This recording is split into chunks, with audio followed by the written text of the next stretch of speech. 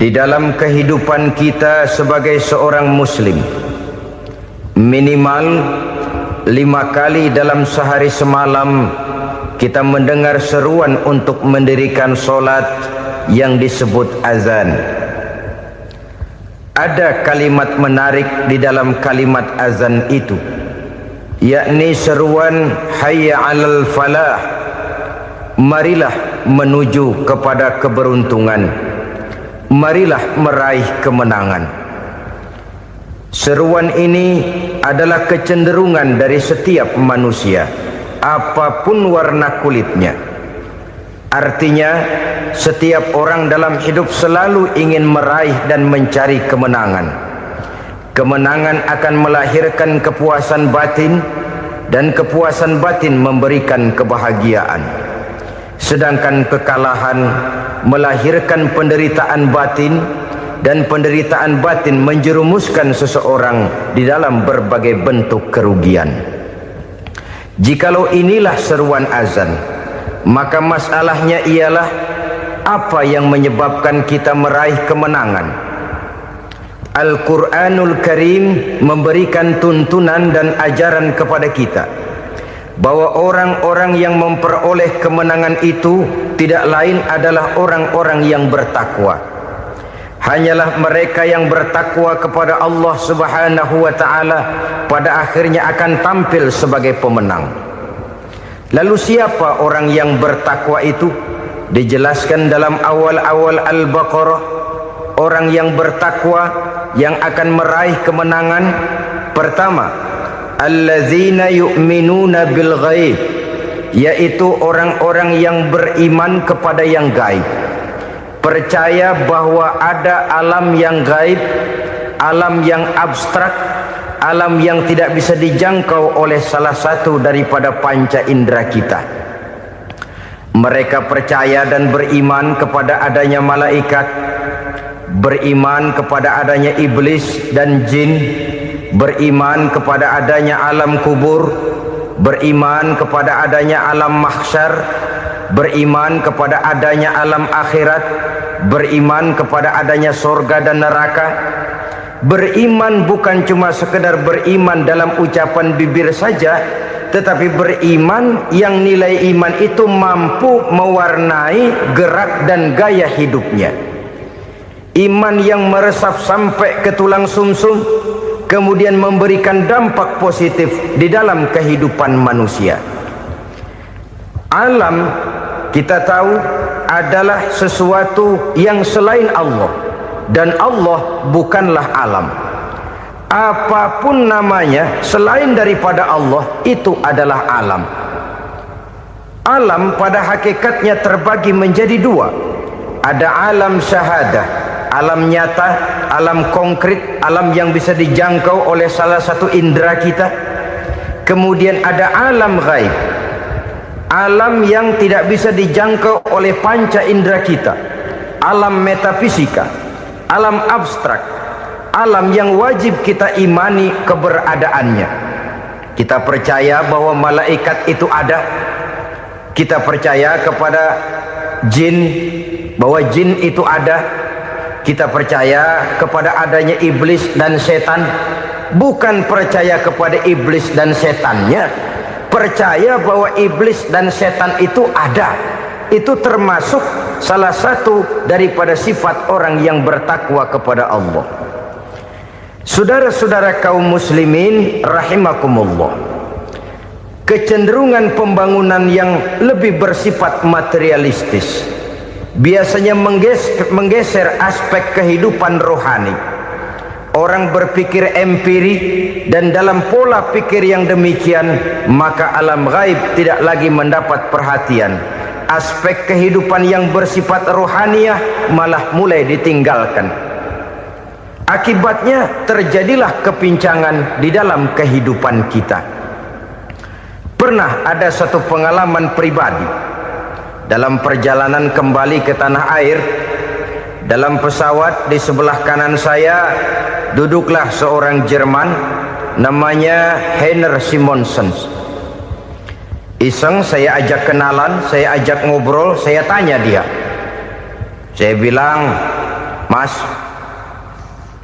Henner ini. Kalau pesawat yang kita tumpangi ini jatuh ke bawah, kira-kira apa yang bakal terjadi, Mas? Dia bilang, kita semua akan mati. Begitu? Iya. Oke. Apa itu mati? Tanya saya. Dia bilang, untuk tahu apa itu mati, kita harus tahu lebih dahulu apa itu hidup. Saya pikir nih bule bisa ngomong juga. Baiklah kata saya. Apa hidup menurut Anda itu? Oh, hidup itu dia bilang, kalau seluruh anggota badan kita bekerja secara normal, paru-paru memompa darah secara normal, jantung berdetak secara normal, sel-sel tubuh bekerja secara fit, dan organisme tubuh hanya mau bekerja secara normal, dia bilang, kalau kita memberi makan yang cukup, menu yang teratur, dan gizi yang lengkap. Saya bilang, kesimpulannya apa, Ner? Dia jawab, hidup adalah dari tangan ke mulut. Life is from the hand to the mouth, kata dia. Hidup adalah dari tangan ke mulut. Jadi masalah hidup tidak lebih daripada masalah isi perut. Orang pergi pagi, pulang sore, peras keringat, banting tulang, perut yang dibelain. Saya bilang, you are wrong. Sampean salah, Ner. Kamu orang Islam bukan? Bukan. Pantas. Kenapa saya salah? Dia bilang, ya jelas salah. Salahnya di mana? Kamu ini manusia. Kalau hidup cuma dari tangan ke mulut, saya bilang, kambing di kampung saya juga begitu pikirannya, Ner. Itu kambing di kampung saya, asal perutnya kenyang, sudah hidup dia. Perkara besok bagaimana, lusa prospeknya macam mana, bulan depan ada apa, kambing nggak pernah mikir. Di kampung saya kambing juga pikirannya begitu. Kamu Kristen ya? Tadinya. Loh kok tadinya, lalu apa sekarang kamu ini? Dia bilang, sekarang saya netral. Saya tidak beragama, tapi saya percaya kepada Tuhan sebagai pencipta alam. Saya ingat benar dia bilang, I haven't any religious, but I believe to God as the creator of the world. Kenapa bisa netral begitu, Ner? Habis saya bingung katanya. Islam bilang Islam baik, Kristen bilang Kristen baik, Hindu Buddha bilang Hindu Buddha baik, semua agama baik. Saya netral sekalian, nggak beragama. Yang penting saya percaya kepada Tuhan. Saya bilang, Ner, kamu ini kayak orang mau beli celana, lalu bingung. Yang satu bilang Levi's bagus, yang satu bilang Blue Jean hebat, yang satu bilang Wool England hebat. Celana ini hebat, celana itu bagus, celana ini hebat, semua celana bagus, kamu bingung. Akhirnya netral, tidak pakai celana. Itu juga salah. Saya pikir-pikir, kemudian saya melihat bahwa dua pola berpikir Henner ini nampaknya sudah mulai menggejala di lingkungan masyarakat bangsa kita. Disadari atau tidak, secara jujur kita harus berkata, dua pola pemikiran Henner ini mulai berkembang di tengah masyarakat bangsa kita. Pertama, pola pikir materialisme. Hidup adalah dari tangan ke mulut. Masalah hidup tidak lebih masalah isi perut. Itu yang perlu dibela, dan disitulah arti kehidupan. Pergi pagi, pulang sore, peras keringat, banting tulang untuk mempertahankan perut. Kalau sudah kemari cara orang berpikir, maka buat apa percaya kepada yang gaib? Untuk apa sholat? Untuk apa puasa? Untuk apa zakat? Untuk apa menghadiri majelis taklim? Tanpa kepercayaan kepada yang gaib, hidup berjalan menurut alur empiris dan materialis. Kalau sudah ke sana cara orang berpikir, biasanya orang lalu cenderung menghalalkan segala cara. Hanyalah orang yang percaya bahwa akhirat ada, hanyalah orang yang percaya bahwa alam kubur itu ada, hanyalah orang yang percaya bahwa malaikat itu ada, hidupnya akan lebih terarah dan terkendali. Karena kepercayaan kepada yang gaib, yang merupakan fase daripada kehidupan setelah hidup yang sekarang ini, mewarnai gerak pribadi seseorang di dalam dia melakukan kegiatan hidupnya. Pola berpikir materialisme, disadari atau tidak, mulai menggejala di lingkungan masyarakat bangsa kita. Hidup tidak lebih dari urusan tangan ke mulut, mulut ke tangan, tangan ke mulut. Asal perut sudah kenyang, hiduplah sudah. Perkara bagaimana prospek hari yang akan datang, bagaimana akhirat, tidak jadi persoalan. Ini yang oleh Nabi diperingatkan, ad-dunya sijnul mu'min wa jannatul kafir. Dunia adalah penjara bagi orang beriman dan surga bagi orang kafir.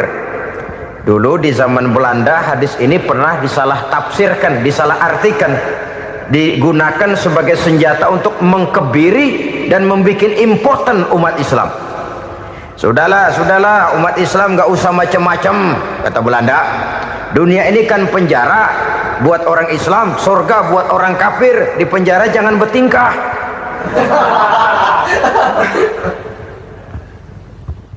Pengertiannya tidak begitu. Dunia adalah penjara bagi orang mukmin. Artinya dalam kehidupan dunia seorang mukmin tidak bebas memperturutkan hawa nafsunya. Di penjara hawa nafsunya. Sebaliknya surga bagi orang-orang kafir. Buat orang kafir surgalah dunia ini. Mereka bebas memperturutkan hawa nafsunya, dilarang tidak terlarang, dicegah pun tidak tercegah. Mereka hidup menurut alur bisikan nafsu mereka sendiri. Kemudian bila ajal datang, maut merenggut nyawa, selesailah surganya sampai di situ. Maka bagi orang-orang yang tidak percaya kepada adanya akhirat, kepada adanya alam gaib, surganya sebatas umurnya. Sekali lagi, surganya sebatas umurnya. Bila umur selesai, ajal pun datang merenggut nyawa, selesailah sudah surganya sampai di situ. Alangkah pendeknya perjalanan orang-orang yang tidak percaya kepada alam gaib ini. Bagi kita mukmin, jikalau kita mampu memenjarakan hawa nafsu, kita bisa bahagia di dunia ini. Dan Islam memang tidak menyuruh kita sengsara di dunia. Raih dunia, kejar dunia, gapai dunia sebagai alat untuk mencapai kebahagiaan di akhirat nanti. Hidup adalah satu perjalanan panjang yang terbentang sejak kita terlahir dari alam rahim sampai kepada alam akhirat nanti.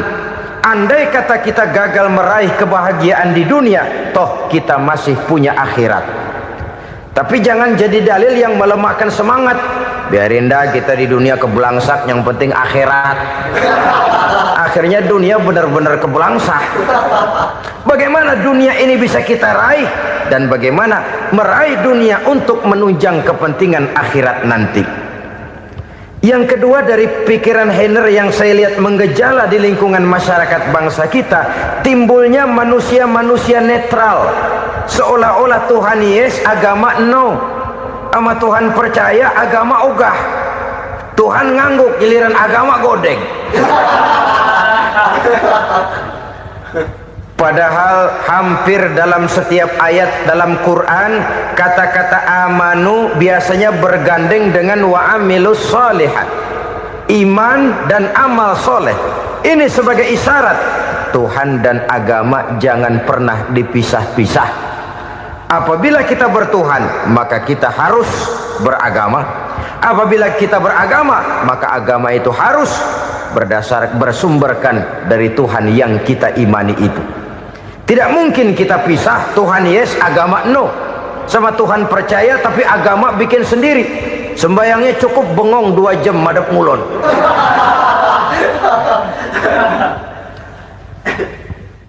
Saudara-saudara kaum muslimin rahimakumullah.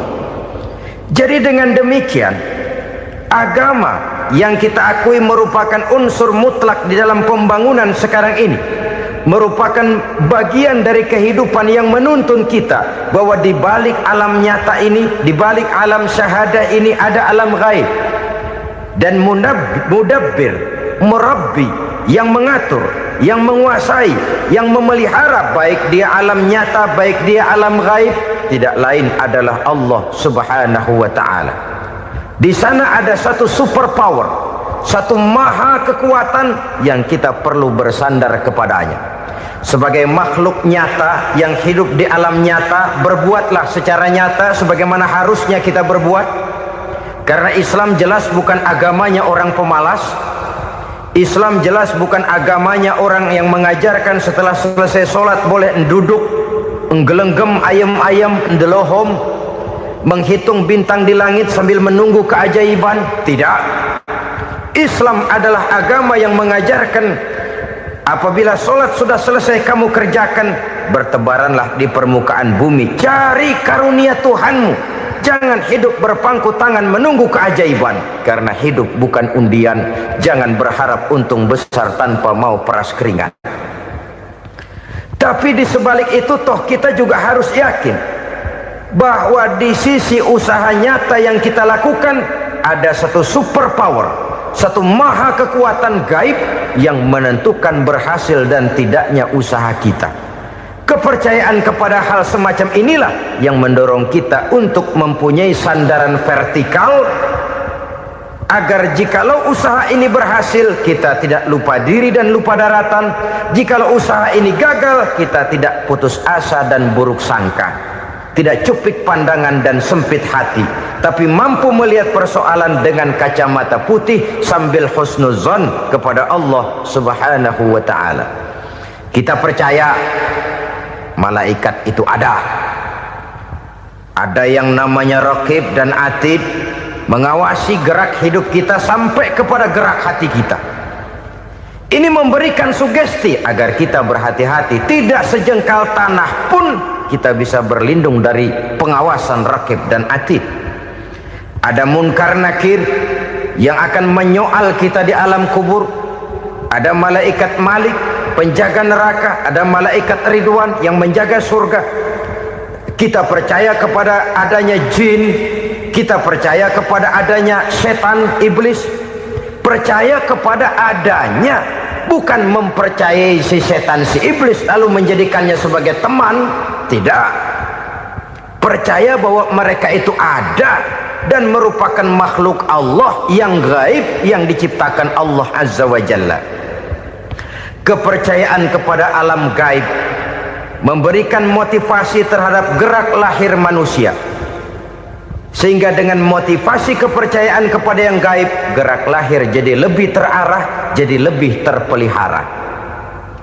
Pernah seseorang bertanya, "Pak, apakah adanya akhirat bisa dibuktikan secara ilmiah?" Saya bilang tidak bisa, tidak bisa. Kenapa? Karena yang berangkat nggak pernah pulang kembali lagi. Kalau dia pulang kemari bisa kita tanya bagaimana enak di sono. Cuma secara moral saya katakan, lebih beruntung orang yang percaya kepada akhirat daripada yang tidak. Sekarang saudara percaya akhirat ada, lalu saudara baik-baik di dunia, sholat, puasa, zakat, menolong orang lain, menebarkan kebajikan. Saudara mati, andai kata akhirat tidak ada, toh dalam hidup saudara sudah berbuat baik, paling tidak nama saudara akan dikenang sebagai orang baik. Sebaliknya, saudara percaya, kata saya, bahwa akhirat tidak ada, lalu hidup semau-maunya, tenggelam dalam maksiat dan munkarat, menentang Allah, tidak mau ruku dan sujud, lalu saudara mati, kemudian akhirat ada, ayo mau apa? Bekal tidak punya. Jadi secara moral lebih beruntung orang yang percaya kepada adanya akhirat daripada yang tidak percaya. Dan itu alam gaib yang tidak bisa dibuktikan secara eksat.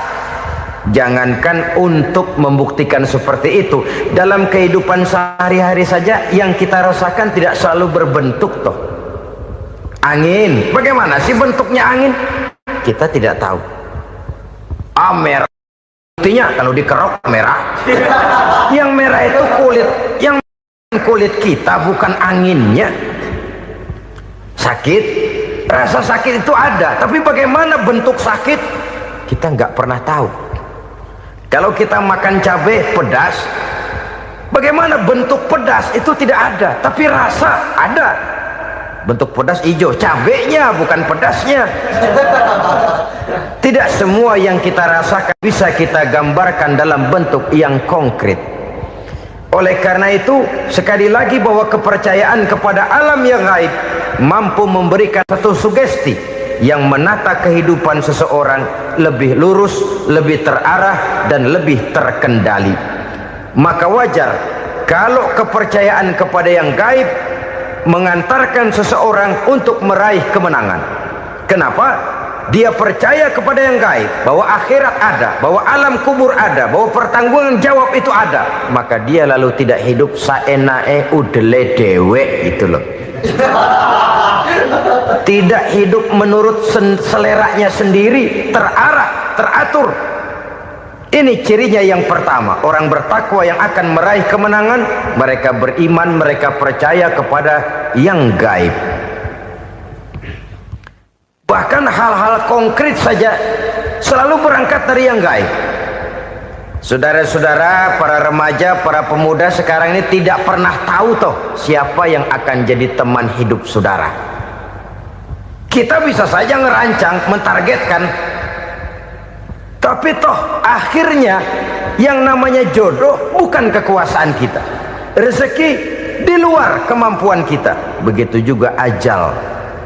Maut, jodoh, ajal adalah contoh-contoh konkret bahwa pada akhirnya yang gaiblah yang menentukan. Bertahun-tahun ngelancong, emang jodoh seret, nggak jadi.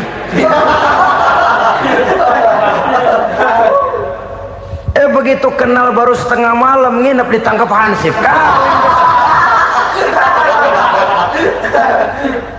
Hal-hal semacam itu kadang-kadang kita berpikir suuzon, gilet, perempuannya cakep banget, lakinya rebek amat. Memang begitulah jodohnya. Memang begitulah jodohnya. Saudara hadirin ma'asyiral muslimin yang saya hormati, jadi hal-hal yang konkret saja kita yakini sepenuhnya ditentukan oleh satu superpower yang gaib itu tadi. Dari sanalah segala ketentuan itu berangkat dan kesanalah segalanya akan kembali. Maka kepercayaan kepada yang gaib meluruskan gerak hidup seseorang dan itu akan mengantarkan dia kepada meraih kemenangan. Satu. Yang kedua, wa yuqimuna shalah. Orang bertakwa yang akan meraih kemenangan itu adalah orang-orang yang mendirikan sholat. Kenapa sholat mengantarkan orang untuk meraih kemenangan? Yang jelas, inna sholata tanha anil fahsya'i wal munkar. Sholat mampu mencegah manusia dari perbuatan keji dan munkar. Banyak filsafat hidup yang terkandung di dalam sholat ini. Sejak kita wudhu sampai kita menghadap ke arah kiblat, sampai kita melakukan gerak-gerak sholat, bacaan-bacaan yang ada di dalam sholat, lalu sampai kepada mengucapkan salam.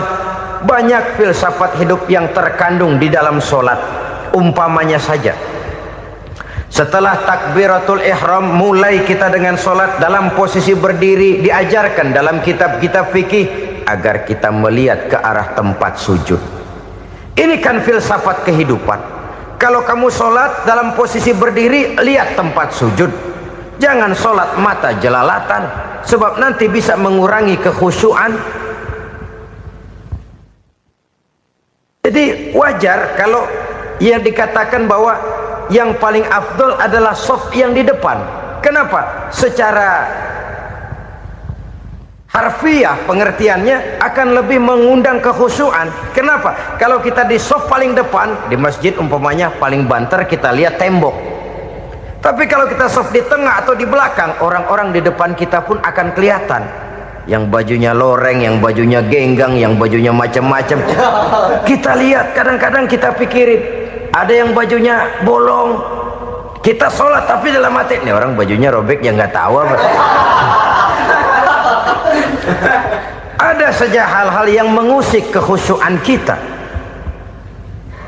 Oleh sebab itu diajarkan dalam posisi berdiri, lihat, arahkan pandangan matamu kepada tempat sujud. Ini kan filsafat kehidupan. Maksudnya apa? Kalau lagi diri lihat dong tempat sujud. Kalau udah di atas ingat dong sama yang bawah. Kalau sudah tinggi, ingat dong dari mana kamu berangkat. Kalau sudah berkuasa, bantu dong yang lemah. Kalau sudah kaya, santuni dong yang miskin. Kalau sudah alim, bimbing dong yang awam. Ini filsafat kehidupan. Dalam posisi berdiri, kau lihat tempat sujud. Ini akan melahirkan kepekaan sosial, di mana seseorang mau tahu kepada orang lainnya. Bagaimanapun kaya kita, tinggi pangkat dan jabatan kita, jikalau hidup hanya untuk kepentingan perut sendiri saja, rasanya belum membawa manfaat di dalam kehidupan kita. Tapi efek yang tertinggi sesungguhnya, solat mencegah manusia dari perbuatan keji dan munkar. Perbuatan keji dan munkar, walaupun kelihatannya mendatangkan uang, membawa keuntungan, tapi itu keuntungan semu, keuntungan sementara. Dengan menipu orang lain kita bisa dapat untung, tapi tidak membawa berkah, dan itu adalah kerugian besar dalam kehidupan kita. Maka untuk meraih kemenangan harus dimulai dengan membentuk kepribadian yang tegar, memiliki sandaran vertikal yang langsung kepada Allah Subhanahu wa ta'ala, dan itu hanya bisa kita tempuh melalui jalur ibadah formal yang sudah ditentukan Allah, yakni solat yang 5 waktu. Untuk memperkuat itu ada solat-solat sunnah, rawatib, nawafil sebagai terminal kontrol cadangan untuk memelihara stabilitas temperatur batin di dalam kita berhubungan dengan zat yang maha gaib, yaitu Allah Subhanahu wa ta'ala. Orang sering bertanya, Pak, itu tetangga saya nggak sholat, duitnya nggak habis-habis, Pak. Nggak sholat tapi mobilnya tambah terus, nggak sholat tapi usahanya makin maju. Tapi di sisi lain ada orang yang rajin sholat, rezekinya butak bener, anaknya mana kurus, mana korengan. Saudara hadirin ma'asyiral muslimin rahimakumullah, harus saya katakan bahwa solat memang bukan untuk cari duit. Solat adalah sandaran vertikal kita kepada Allah. Sedangkan soal rezeki itu berkaitan dengan sifat Allah maha pengasih dan maha penyayang. Allah maha pengasih, siapapun dikasih kalau mau usaha. Allah maha penyayang, tidak semua orang disayang oleh Allah Azza wa Jalla. Dan belum tentu banyak harta itu merupakan nikmat. Mungkin juga istidraj. Artinya istidraj itu dikasih tapi diambulin, kalau bahasa Betawinya itu. Dikasih tapi diambulin, itu bukan merupakan nikmat sesungguhnya, lebih merupakan azab dari Allah Subhanahu wa ta'ala.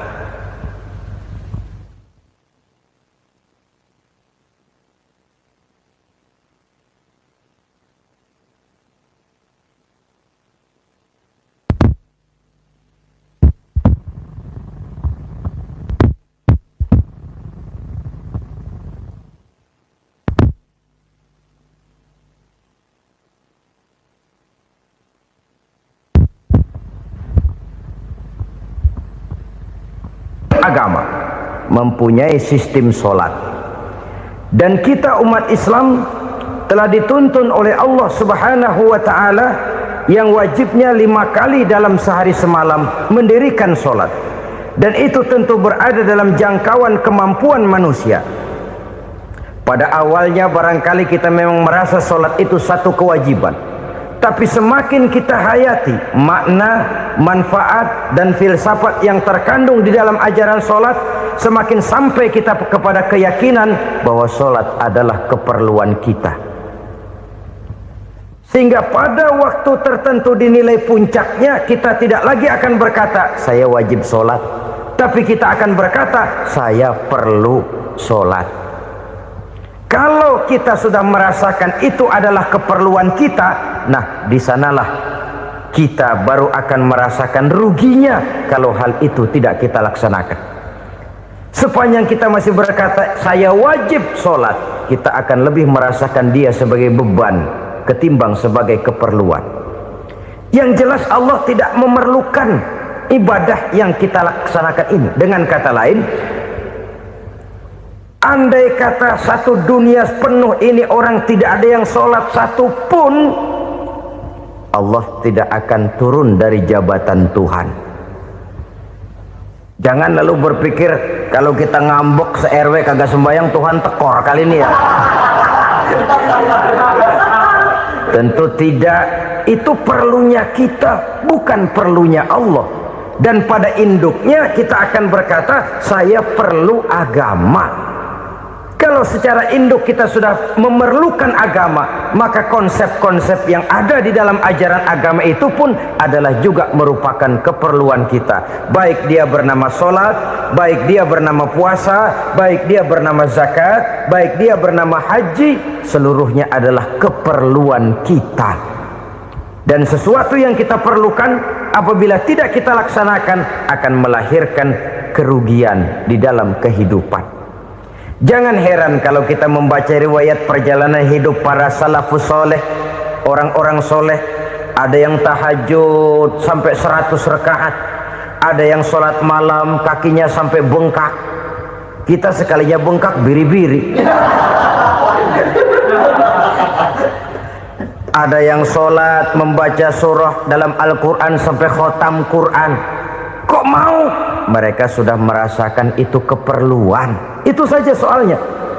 Satu saat pun jikalau kita merasa bahwa itu keperluan saya, kita pun akan melaksanakan seperti itu. Keperluan saya dalam kehidupan. Inilah yang kedua. Yang ketiga, orang bertakwa yang akan meraih kemenangan itu, wa mimma razaqnahum yunfikun. Mereka membelanjakan sebagian daripada rezeki yang diberikan Allah kepada mereka. Mereka infakkan di jalan Allah. Ada satu dialog menarik. Satu hari seorang anak muda bertemu dengan seorang kakek-kakek yang sudah dikenalnya baik. Bertanyalah anak muda ini, "Kek, umur kakek berapa tahun?" 15 tahun, kata si kakek. Anak kakek berapa orang? 1. Harta kakek berapa banyak? 15 juta. Si anak muda ini bengong, lalu protes, "Kok kakek bohongin saya?" "Kenapa?" "Saya tahu umur kakek 70 tahun. Kenapa ngaku 15? Saya tahu anak kakek 5. Kenapa bilang 1? Saya tahu kakek miliuner, miliaran uang kakek. Kenapa ngaku cuma 15 juta? Begini, kata si kakek tadi. Benar, umur saya 70 tahun. Tapi dari umur yang 70 tahun itu baru 15 tahun terakhir ini saya merasakan ibadah kepada Allah. Meninggalkan maksiat, jauh dari segala macam munkarat. Maka yang 15 tahun inilah yang benar-benar saya rasakan sebagai umur saya. Benar anak saya 5, tapi yang 4 susah diatur. Cuman 1 rasanya nih yang bakal jadi si buah hati belahan jantung, pelanjut cerita penerus sejarah. Cuma 1 ini yang saya harapkan, yang akan jadi anak soleh, yang akan membuat saya menerima pensiunan pahala. Kalau yang 4 apek dah, nggak ada harapan. Yang 1 nyekek botol melulu. Oh begitu, iya. Lalu kenapa kakek bilang harta kakek cuma 15 juta padahal saya tahu kakek uangnya miliaran, depositonya banyak? Ya karena 15 juta itulah yang saya ingat yang pernah saya belanjakan di jalan Allah. Saya merasa itulah harta saya yang sebenarnya. Yang miliaran yang saya simpan di bank kelak, kalau satu saat saya mati, akan jadi rebutan di antara anak-anak saya. Iya kalau anak saya soleh kayak yang 1 ini. Kalau yang 4 tadi udah tulen dia bakal berantem dah berebut tuh. Jadi 15 juta yang saya belanjakan di jalan Allah inilah yang saya merasakan benar-benar harta saya yang sesungguhnya. Dialog ini patut menjadi bahan renungan kita bersama. Diberikan kita umur 40, 50, 60, 70, 80. Berapa tahun dari umur yang diberikan itu yang jalan mulus, yang kita gunakan untuk melaksanakan ibadah? Banyak harta kita simpan di bank, di lemari, di dompet, di tas. Tapi berapa yang sudah kita depositokan di jalan Allah yang akan menemani kita di hari kita kembali nanti? Maka orang bertakwa yang akan meraih kemenangan, wa mimma razaqnahum yunfikun, mereka membelanjakan sebagian dari rezeki yang diberikan Allah di jalan Allah subhanahu wa ta'ala. Ma'asyiral muslimin rahimakumullah, zahirnya memang kita memberikan kepada orang lain, tapi hakikatnya kita menyimpan untuk diri kita sendiri. Kita memberikan kepada yatim piatu 25.000, zahirnya kita memberikan si yatim, hakikatnya kan kita cuma nyimpan. Saya berikan, titip kepadamu, ini untuk saya di akhirat. Kau boleh belikan baju, kau boleh belikan untukmu makan, kau boleh bayarkan sekolahmu, ini untuk saya. Hakikatnya kita nyumbang masjid 1 juta, zahirnya kita berikan kepada panitia masjid, tapi hakikatnya kan cuma titip 1 juta ya, untuk saya di alam kubur nanti. Silahkan kau boleh belikan semen, ini uang, belikan besi, belikan pasir, saya cuma sekedar titip untuk kepentingan saya. Hakikatnya kita cuma sekedar menitip. Sebagaimanapun pada hakikatnya, apapun yang kita miliki dalam kehidupan kan cuma sekedar hak guna pakai, bukan hak milik mutlak. Harta kita, rumah kita, kendaraan kita, kebun kita, pabrik kita, hak guna pakai saja. Hak milik mutlak cuma untuk Allah subhanahu wa ta'ala. Saudara-saudara kaum muslimin rahimakumullah, ini yang ketiga.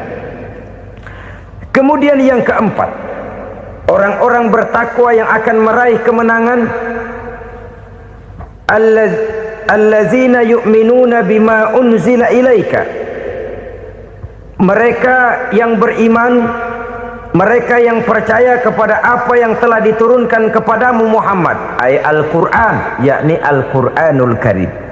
Setelah percaya kepada yang gaib, mendirikan solat, kemudian menginfakkan sebagian dari rezeki yang diberikan Allah, mereka juga lalu percaya kepada yang diturunkan terhadap Nabi, yaitu tidak lain Al-Quranul Karim. Sekali lagi di sini, percaya bukan hanya sekedar percaya saja, tetapi percaya lalu menjadikan Al-Quran itu sebagai pedoman hidup. Sebab memang Al-Quran itu adalah GBHM, garis-garis besar haluan muslim. Apa yang harus kita lakukan, apa yang harus tidak kita lakukan, bagaimana mestinya kita bertingkah laku dan berbuat, seluruhnya tercantum di dalam Al-Quranul Karim. Itu sebabnya ketika satu hari Aisyah ditanya bagaimana akhlak Rasul, beliau menjawab, kana Rasulullah sallallahu alaihi wasallam khuluquhul Quran. Akhlak daripada Rasulullah tidak lain adalah Al-Quran. Jawaban simpel ini memberikan gambaran bahwa keseluruhan daripada konsepsi Quran sudah diterjemahkan dalam kehidupan Rasulullah sallallahu alaihi wasallam. Karena kita tahu akhlak adalah keseluruhan dari gerak hidup manusia, sejak ia berpribadi, berumah tangga, bertetangga, bermasyarakat, sampai kepada berbangsa dan bernegara. Al-Quran tetap memberikan sentuhan nilainya. Oleh karenanya, orang-orang yang bertakwa adalah orang-orang yang menjadikan Al-Quran sebagai pedoman dalam kehidupannya. Dan kita yakini Al-Quran diturunkan kepada Nabi Muhammad bukan merupakan produk Nabi Muhammad. Isi dan redaksinya langsung dari Allah subhanahu wa ta'ala. Kemudian cirinya yang kelima, orang bertakwa yang akan meraih kemenangan itu, wa ma unzila min qablika, tidak hanya sekedar percaya kepada yang diturunkan terhadap Nabi Muhammad yaitu Al-Quran, mereka juga percaya kepada apa yang pernah diturunkan kepada para nabi, kepada para rasul sebelum Nabi Muhammad.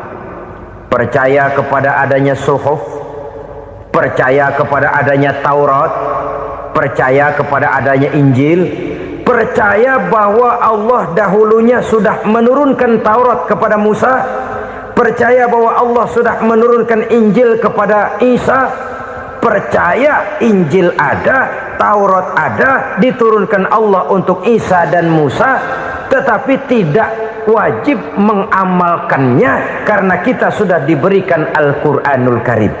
Ini yang perlu saya garis bawahi. Kita percaya Allah telah menurunkan Injil dahulu kepada Isa.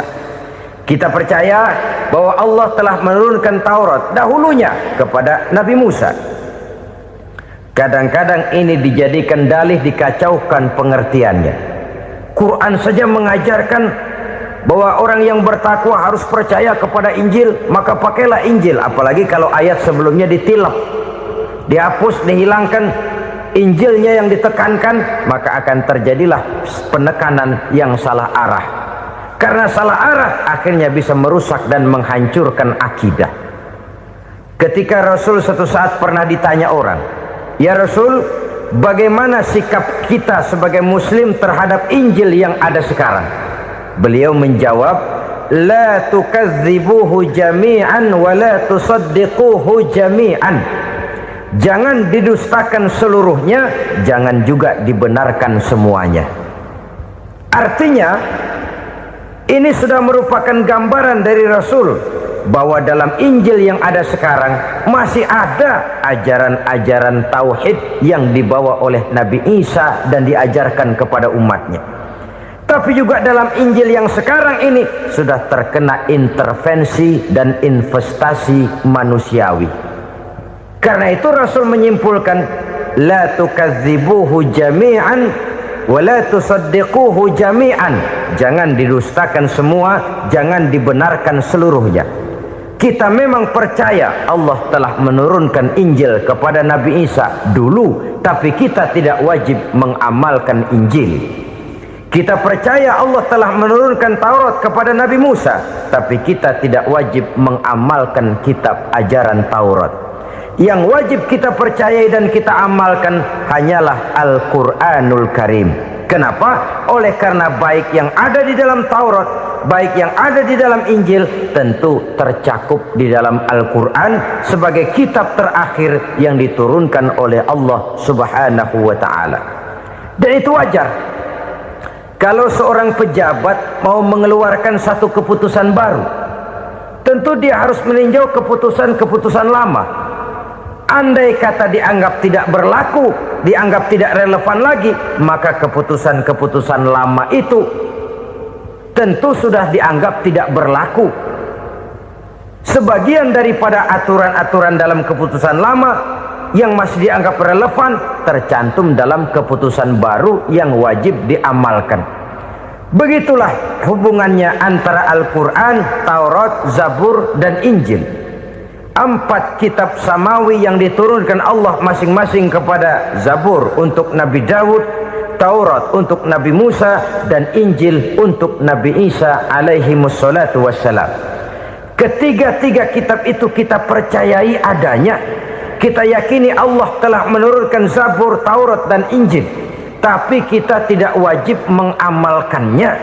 Yang wajib kita mengamalkannya sekarang ini tidak lain hanyalah Al-Quranul Karim saja, karena ia mencakup apa yang ada di dalam Zabur, apa yang ada di dalam Taurat, dan apa yang ada di dalam Injil.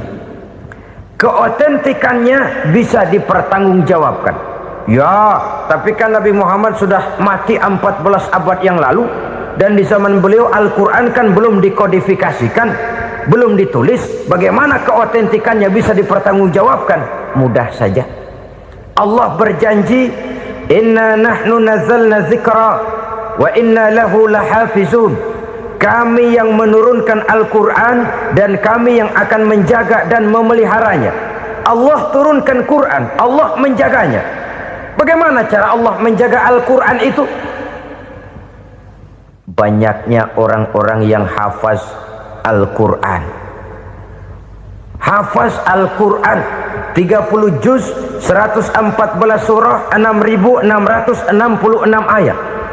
Sehingga jangankan satu kata, jangankan satu ayat, satu kalimat saja berubah sudah akan timbul reaksi dan mudah dimengerti. Kenapa? banyak orang-orang yang hafaz Al-Quran. Sedangkan pada setiap akhir tahun biasanya malaikat Jibril selalu mengadakan checking terhadap ayat-ayat yang diturunkan pada waktu itu. Di zaman Nabi sendiri sudah ada usaha kodifikasi.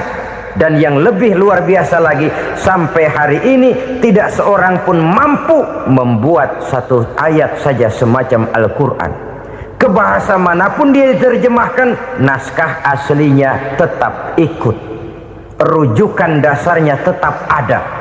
Berdasarkan itu, maka tidak mungkin terjadi penyelewengan terhadap atau pemalsuan terhadap ayat-ayat Al-Quranul Karim. Kesuciannya, keotentikannya, kemurniannya bisa dipertanggungjawabkan. Ma'asyiral muslimin rahimakumullah. Oleh karenanya, konsepsi dasar daripada ajaran Islam ini memang tidak lain adalah Al-Quran dan Sunnah. Isi daripada agama Islam yang merupakan iman, Islam dan ihsan, konsepsi dasarnya tidak lain adalah Al-Quran dan Sunnah Rasulullah Sallallahu Alaihi Wasallam. Maka yang kita perlukan sekarang ini adalah terjemahan Al-Quran di dalam kehidupan kita. Dengan demikian, maka gaya kehidupan yang lebih Qurani itulah yang kita dambakan. Kita perlu memang terjemahan Quran dalam bahasa Inggris, dalam bahasa Belanda, dalam bahasa Jepang, tapi yang lebih kita perlukan adalah terjemahan Quran di dalam kehidupan kita. Konsekuen, tidak memanipulasi, ringan sama kita jinjing, berat sama kita pikul. Jangan kalau lempengan ayat Quran tuh kira-kira enak diamalin, keras teriakan kita. Giliran kira-kira ayat Quran itu mukul kepala kita sendiri, diam kita. Itu ciri yang pernah disindir Allah dalam awal-awal Baqarah juga. Ciri beragamanya orang yang munafik. Kullama adha'a lahum masyawfih, kata Allah. Wa iza azlama alaihim qamu. Apabila terang mereka jalan, apabila gelap mereka berhenti. Artinya, kalau kira-kira di Islam nguntungin, rame-rame pada teriak Islam. Tapi ketika diminta untuk berjuang, ketika dituntut untuk berkorban, rame-rame mengundurkan diri. Nasib agama tidak ubahnya seperti daun pisang yang dikait orang di tepi jalan lantaran tak berpayung di ketika hari hujan. Manakala hujan usailah sudah, daun itu pun dicampakkan di tepi jalan, diinjak pula orang nan lalu. Artinya, orang menjadikan agama cuma sebagai lipstick, decoration only, tidak konsekuen.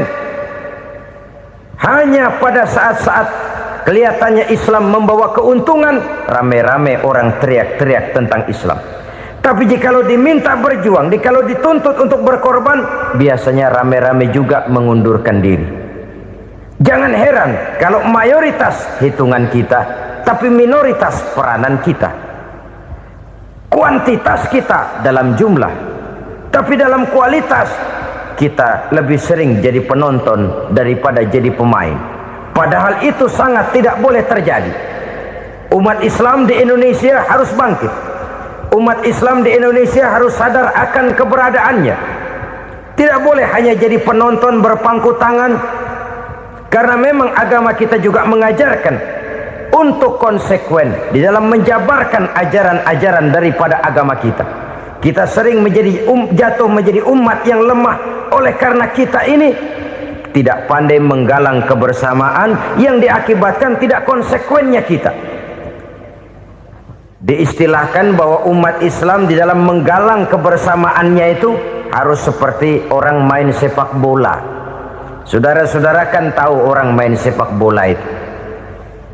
Orang main sepak bola, kalau pertandingan belum dimulai sih silakan saja kumpul di luar lapangan, atur strategi yang baik. Tapi kalau pertandingan sudah dimulai, turun ke lapangan hijau, jangan kumpul terus. Ada sepak bola gotong royong, mundur-mundur rame-rame, depan ke depan kumpul melulu mainnya. Kalah. Orang main sepak bola itu ya harus ada penyerang tengah, harus ada penjaga gawang, harus ada strikernya, harus ada kiri luarnya, kanan dalamnya yang jadi backnya. Posisi boleh bermacam-macam, tapi yang penting saling ngoper untuk menggolkan gawang lawan. Begitulah umat Islam ini. Boleh ada yang jadi pejabat, boleh ada yang jadi pengusaha, boleh ada yang jadi petani, silakan ada yang jadi seniman, ada yang jadi penyair, ada yang jadi artis sekalipun. Tapi kalau sudah berhasil menguasai bola, jangan lupa operannya. Operan itu yang langka. Kita ini muslim kadang-kadang kalau sudah memegang menguasai bola, kalau belum mau mampus, belum mau ngoper. Nanti kalau sudah nggak punya bola, baru mau ngoper. Kalau sudah dengar-dengar mau dekat pensiun, baru mau jihad, baru mau berjuang, baru mau ngurus pesantren. Tanda tangan sudah tidak laku, memo sudah tidak dihargai, baru mau berjuang. Kemarin kemana, Mas? Kita tidak pandai memanfaatkan posisi. Dengan kata lain, kalau kembali kepada persoalan kita, konsekuensi kita terhadap agama yang kita anut ini belum ideal. Kita masih lebih sering berislam ini pada saat-saat yang menurut perhitungan kita membawa keuntungan. Tapi kalau diminta berjuang, dituntut berkorban, yang itu pun hakikatnya adalah untuk kepentingan kita juga. Allah tidak pernah menuntut kita untuk jihad bagi kepentingan Allah, itu tidak. Berjuang menegakkan agama Allah, apakah untuk kepentingan Allah? Tidak. Untuk kepentingan kita. Sebab nilai-nilai jihad itu pada akhirnya akan membawa kita kepada satu kebahagiaan. Setidaknya kalau tidak di dunia, tentu di akhirat sebagai syahid. Oleh karena itu, pada bagian akhir ini saya ingin mengajak, marilah kita konsekuen. Sekali kita berkitabkan Al-Quranul Karim, mari dia kita jadikan pedoman. Jangan cuma kita jadikan sebagai penghias dinding, pelengkap rumah, bahwa di rumah kita ada Al-Quran, tapi yang baca kecoa. Habis pada bolong tuh Quran. Yang penting kan punya Quran. Ditaruh di pintu rumah. Biar apa? Biar kuntilanak kagak masuk katanya. Ya apa itu nasib Quran, cuma kerjanya jaga pintu, ngusir kuntilanak, ngusir memedi. Bagaimana kita hidup menurut tuntunan Al-Quran? Kadang-kadang tidak pernah menjadi masalah bagi kita. Maka bagaimanakah Al-Quran akan mungkin membawa keberkahan dalam hidup kalau ajarannya kita injak-injak dalam keseharian kita? Mewujudkan gaya hidup yang lebih Qurani, itulah yang akan kita rintis di dalam kehidupan kita, bertahap, step by step, menurut kemampuan yang ada pada kita. Jika jalan ini tidak bisa kita selesaikan, percayalah akan ada generasi penerus yang akan melanjutkan usaha dan cita-cita mulia itu. Jadi percaya kepada Taurat, percaya kepada Injil, sekadar percaya Allah dahulunya sudah menurunkan itu, tapi kita tidak wajib mengamalkannya. Kenapa? Generasi Injil masa berlakunya sudah kedaluarsa. Taurat masa berlakunya sudah kedaluarsa. Injil pernah berlaku untuk orang Nasrani di zaman Nabi Isa. Taurat pernah berlaku untuk orang Yahudi di zaman Nabi Musa. Setelah generasinya berlalu, datang Rasul penutup yang membawa Al-Quranul Karim. Maka Al-Quran itulah yang berlaku menjadi pedoman sampai hari akhir nanti. Jangan jauh dari Al-Quran, karena apabila ini kita lakukan, maka kita akan kembali kepada satu gaya hidup yang jauh dari tuntunan agama, dan itu artinya kita akan semakin jauh untuk meraih kemenangan. Saudara-saudara kaum muslimin rahimakumullah. Yang keenam, yang terakhir, orang-orang bertakwa yang akan meraih kemenangan itu wabil akhirati hum yuqinun. Mereka percaya, mereka yakin seyakin-yakinnya akan adanya hari akhir, di mana seseorang akan mempertanggungjawabkan seluruh perbuatannya di dalam hidup ini, dan tidak ada satu perbuatan yang bagaimana kecilnya sekalipun yang tersembunyi dalam pandangan manusia yang tidak akan dibukakan persoalannya di mahkamah Qadi Rabbul Jalil di akhirat nanti. Itulah sebabnya maka percaya kepada akhirat disebut secara khusus. Padahal di awal tadi sudah dijelaskan yu'minuna bil ghaib, percaya kepada alam gaib, dan alam gaib ini termasuk akhirat. Kenapa pada bagian akhir disebut lagi akhirat? Karena ternyata bahwa kepercayaan kepada adanya akhirat merupakan induk dari kepercayaan terhadap adanya malaikat, setan, jin dan lain sebagainya, dan akan lebih memberikan sugesti dalam kehidupan manusia untuk meluruskan gerak hidupnya. Jikalau satu saat tergerak hati akan berbuat kejahatan, ingin mencuri, sadarlah, awas ada akhirat. Sebab kalau kita cuma teriak awas ada polisi, itu cuma tertunda sementara. Begitu polisi meleng, embat. Kalau kita ingin berbuat jahat cuma berteriak awas ada hansip, cuma sementara, ketika hansip itu ada. Tapi kalau ceritanya awas ada akhirat, mau menyeleweng awas ada akhirat, mau berjudi awas ada akhirat, mau mencuri awas ada akhirat. Keyakinan yang akan meluruskan gerak hidup manusia sehingga gerak itu jadi lebih terarah dan terkontrol, tidak merugikan baik diri sendiri, lebih-lebih orang lain.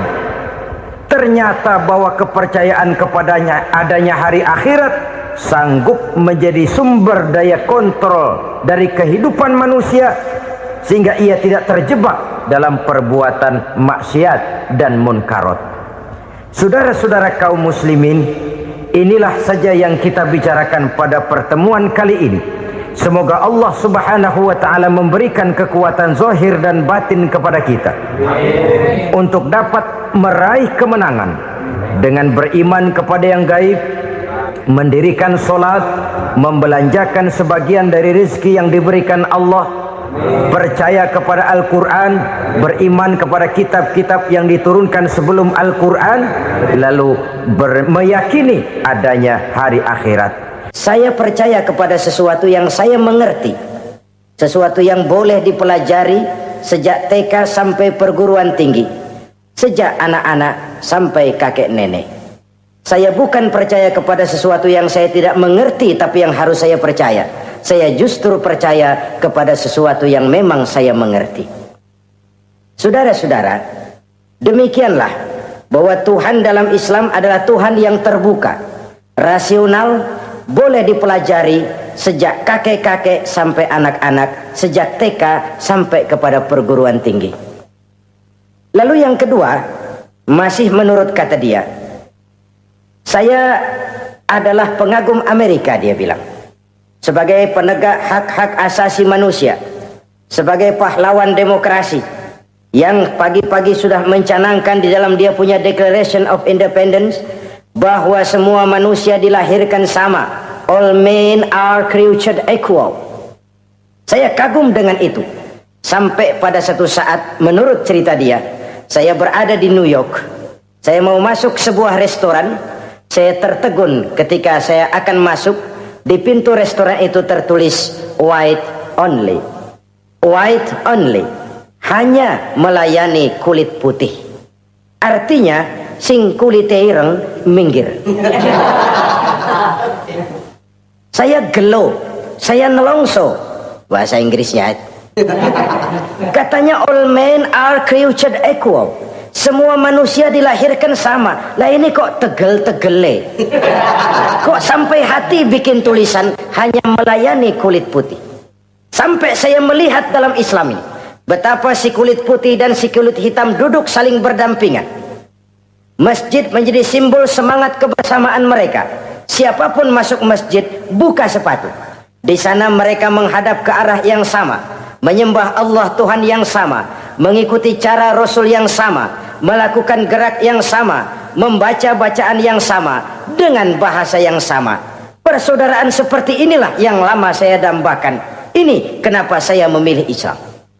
Saudara-saudara kaum muslimin, saya ingin menggunakan cerita ini sebagai pengantar bahwa salah satu misi Islam memang membebaskan manusia dari ras diskriminasi.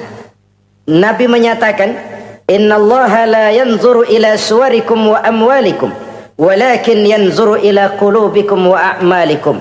Sungguh Allah tidak melihat tampangmu, Allah tidak melihat potonganmu, Allah juga tidak melihat hartamu. Yang Allah lihat adalah hati dan amal perbuatanmu. Islam membebaskan manusia dari ras diskriminasi.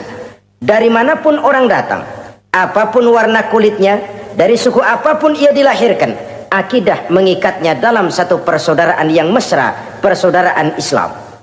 Nilai manusia dengan demikian bergantung kepada ketakwaannya. Takwa, seperti kita tahu, adalah bahasa Quran yang sudah menjadi bahasa kita. Sedemikian sering kalimat ini dipakai, sampai-sampai ia mengalami pergeseran dari arti yang sebenarnya. Takwa, sejauh yang kita baca dari peninggalan para ulama kita, mempunyai konotasi imtithalul awamir wajtinabun nawahi. Melaksanakan seluruh yang diperintah Allah dan meninggalkan semua yang dilarangnya. Apa perbedaan prinsipnya? Kalau melaksanakan perintah itu sesuai dengan kemampuan, tapi menjauhi larangan itu mutlak. Enak kalau ada ayat jauhilah larangan Allah semampu kamu, enak. Yang semampu kita itu melaksanakan perintah, tapi kalau sudah meninggalkan larangan mutlak, jauhi, tinggalkan. Disitulah nilai ketakwaan seseorang. Ini kan enggak, karena takwa digunakan oleh semua orang, akhirnya artinya bergeser. Semua ngomong takwa. Pejabat kalau dilantik bertakwa, bertakwa, bertakwa, sampai membleh bertakwa. Setelah pelantikan mata takwa ngalor dia ngidul. Harus dikembalikan kepada pengertian asalnya. Takwa itu adalah komitmen seseorang kepada perintah Allah dan komitmen meninggalkan yang dilarangnya sesuai dengan kemampuan. Di situ nilai manusia dalam pandangan Allah. Yang tadi Nabi katakan, Allah nggak lihat potongan kita, Allah nggak lihat harta kita. Yang Allah lihat adalah hati dan amal perbuatan, dan itulah takwa itu. Maha benar Allah dengan firman-Nya yang menyatakan, Inna akramakum indallahi atqakum. Yang paling mulia di antara kamu dalam pandangan Allah adalah orang yang paling bertakwa kepadanya. Sering sekali sekarang ini kalimat agama digunakan untuk maksud yang tidak sama dengan maksud agama. Ya contoh kalimat takwa ini. Atau misalnya kita baca iklan, telah berpulang ke rahmatullah dengan tenang. Kalau dengan tenangnya sih boleh dah, mana ada orang mati kelojotan. Tenang. Tapi ke rahmatullah. Rahmatullah itu kan artinya kasih sayang Allah. Kasih sayang Allah itu kan surga. Kalau bajingan mati, enggak ke rahmatullah pulangnya. Kalau mau jujur mestinya telah pulang ke neraka. Kalau mau jujur, kalau mau pakai bahasa netral sopan, telah berpulang. Begitu sajalah. Pulang kemana? Ya sesuai dengan amalan dia. Tapi kita kadang salah kaprah menggunakan kalimat rahmatullah untuk yang tidak baik. Termasuk di dalamnya penggunaan kalimat takwa ini. Padahal disinilah nilai manusia dalam pandangan Allah. Kalau manusia dinilai dari potongannya, oh bintang film nomor 1 masuk surga. Kalau manusia dinilai dari hartanya, konglomerat nomor 1, kita mau belakangan, buncit banget gitu. Allah maha benar. Yang paling mulia di antara kamu dalam pandangan Allah, yang paling bertakwa kepadanya. Nah, apa sih sifat-sifat orang takwa itu? Ini yang akan kita bicarakan pada pertemuan kali ini. Berangkat dari surah Al-Baqarah ayat 3 sampai dengan ayat 5, kita akan melihat 5 tanda orang-orang takwa itu. Apa dia?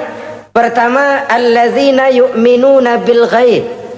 Orang yang bertakwa adalah orang yang beriman kepada hal-hal yang gaib. Kita tahu bahwa yang ada ini kan cuma 2 saja pada hakikatnya. Pertama Allah, dan yang kedua alam. Allah adalah apa yang selain alam. Yang selain alam itu ya Allah namanya. Allah itu bukan alam, dan alam bukannya Allah. Allah disebut Khalik, alam disebut makhluk. Kemudian alam ini kan ada 2 macam. Ada alam nyata, ada alam gaib. Ada alam syahadah, ada alam gaib. Alam nyata kita sebut dengan alam fisika, dan alam gaib kita namakan dengan alam metafisika. Termasuk dalam alam gaib ini kita wajib beriman. Akhirat, alam gaib, kita percaya akhirat itu ada. Alam kubur, alam gaib, kita yakini keberadaannya. Malaikat, alam gaib. Jin, alam gaib. Setan, genderuwo, memedi, kuntilanak, tuyul. Kita percaya kepada iblis, percaya bahwa iblis itu ada. Kita percaya kepada malaikat, percaya bahwa malaikat itu ada. Dan kepercayaan ini sudah nature. Kalau kita lihat dalam dunia animisme, orang dahulu menyembah pohon sebenarnya kan karena dia percaya bahwa pohon punya kekuatan. Kekuatan itu yang disembah untuk mengharap manfaatnya atau terhindar dari bahaya yang bisa ditimbulkannya. Orang menyembah api karena percaya di balik api itu ada kekuatan. Orang menyembah lautan begitu, orang menyembah gunung begitu. Nah, Islam mengarahkan ini kepada hal-hal yang lebih konkret. Percaya kepada alam gaib. Bahwa di balik alam nyata ini ada alam yang tidak nyata. Apakah itu namanya akhirat, alam barzah, malaikat, jin, itu semua termasuk di dalam alam yang gaib. Orang yang bertakwa, alladzina yu'minuna bil ghaib. Dia percaya kepada yang gaib-gaib itu. Percaya tentang adanya. Bukan percaya kepada iblis lalu ngikutin si iblis, bukan. Kita percaya yang namanya iblis itu ada. Setan itu ada, jin itu ada, malaikat itu ada, alam kubur itu ada. Sebagai makhluk yang diciptakan oleh Allah dan Allah sebagai khalik. Baik alam syahadat, baik alam gaib, penciptanya tetap Allah Subhanahu wa ta'ala. Allah menciptakan siang, Allah ciptakan malam, Allah ciptakan yang baik, Allah ciptakan yang tidak baik. Apa perlunya? Ada manfaatnya untuk keseimbangan dalam alam ini. Manusia kan diberikan kebebasan bahwa segala sesuatu sudah ditentukan Allah memang, tapi kan tidak diberitahukan ke kita. Alam naj'al lahu 'ainaini wa lisana wa syafatain. Bukankah kami berikan kamu dua mata, dua telinga, lidah? Bukankah kami berikan kamu kemampuan untuk berpikir? Kami berikan tunjukkan dua jalan yang baik, yang tidak baik. Kira-kira, manusia, ini jalan kebaikan, akhirnya akan sampai ke surga. Ini jalan kejahatan, akhirnya akan sampai ke neraka. Silakan kamu memilih. Agar kamu tidak salah pilih, kami berikan otak. Kami turunkan Rasul, kami turunkan wahyu, kami turunkan agama. Kalau sudah semikian komplitnya, masih salah pilih juga, emang dasar rezeki bonyok. Dikasih otak, diturunkan Nabi dan Rasul, diturunkan wahyu, ditunjukkan jalan kebenaran. Malahan kata Imam Mustafa Al-Maraghi, Allah memberikan petunjuk kepada kita itu bertahap. Pertama diberikan yang namanya hidayatul ilham, insting. Insting ini tingkatan dasar yang sangat diperlukan oleh manusia. Kita bisa lapar, kita bisa sedih, kita bisa gembira, kita bisa nangis, kita bisa ketawa. Nggak ada yang ngajarin. Belum pernah saya melihat ada kursus ketawa. Belum pernah. Belum pernah ada akademi pertangisan. Nggak ada. Itu insting yang kita bawa sejak lahir. Dan anehnya ketawa tiap orang nggak sama, nangis tiap orang nggak sama. Itu insting. Bayangin kalau itu nggak ada. Kita nggak bisa sedih, nggak bisa gembira, kita nggak bisa ketawa, nggak bisa nangis. Polos hidup ini, kayak boneka. Nggak ada insting. Nah, ini juga diberikan kepada binatang. Binatang kan cuma instingnya insting rendah. Binatang marah bisa marah. Tapi perasaan mulia binatang nggak punya. Kepengen dipuji, kan kagak ada binatang. Dia cuma punya perasaan-perasaan rendah. Marah. Pengen tahu kebo kita sodok. Marah dia. Perasaan rendah, lapar, binatang punya. Kenyang, binatang punya. Tapi perasaan tinggi binatang nggak punya. Kepengen hidup lebih baik, nggak ada. Kepengen hidup terhormat, nggak ada. Senang kalau dipuji, nggak ada. Coba dah kebo kita puji habis-habisan, diam aja dia. Waduh, lu Bo bukan main Bo, hebat bener. Ya tetap aja kebo. Atau kita caci maki, nggak bakal dia marah. Ini perasaan tinggi, ingin lebih baik, ingin lebih terhormat, senang kalau dipuji, marah kalau dicaci. Itu perasaan tinggi yang hanya diberikan kepada manusia. Manusia dipuji senang, dicaci marah. Orang kita puji walaupun wah kamu hebat bener, walaupun dia bilang ah kamu bisa aja, tapi kupingnya tetap aja mekar. Senang kalau dipuji. Insting yang rendah diberikan juga kepada binatang, tapi bukan insting yang tinggi. Ini petunjuk pertama. Dengan itu kita punya perasaan dasar untuk mengagumi, untuk sedih, untuk gembira dan sebagainya. Setelah insting kita diberikan panca indera yang kerjanya juga nggak sama. Penciuman dengan pendengaran dengan penglihatan kan nggak sama. Yang enak buat kuping belum tentu enak buat hidung. Orang buang angin kalau ditinjau dari segi bunyi enak buat kuping, tapi hidung kan kelabakan. Kerjanya nggak sama. Panca indera ini penting sebagai kesiapan untuk melayani insting. Persiapan melayani insting. Cukupkah? Tidak. Binatang juga diberikan panca indera. Bahkan kadang-kadang panca indera binatang lebih tajam daripada panca indera manusia. Nah, lalu diberikan yang ketiga, ini yang membedakan manusia dari binatang. Apa? Hidayah berupa akal, pikiran. Dengan ini coba kita lihat. Manusia bikin rumah, burung bikin rumah. Tapi bandingkan, rumah burung dari tahun atu, ya gitu-gitu aja. Tapi rumah manusia, Masya Allah, modelnya macam-macam. Ada yang kita dari jauh nggak ngerti, ini celengan apa rumah orang ini, bundar begini. Binatang bikin rumah, manusia bikin rumah. Binatang bikin rumah dengan insting, manusia bikin rumah dengan otak. Hasilnya berbeda. Manusia tidak punya sayap, tapi dengan otaknya dia bisa terbang lebih tinggi dari burung. Manusia tidak bernapas dengan insang, tapi dengan otaknya dia bisa nyelam lebih dalam daripada ikan. Ini kelebihan manusia dari binatang, diberikan otak. Belum cukup rupanya otak, karena otak ini penemuannya relatif.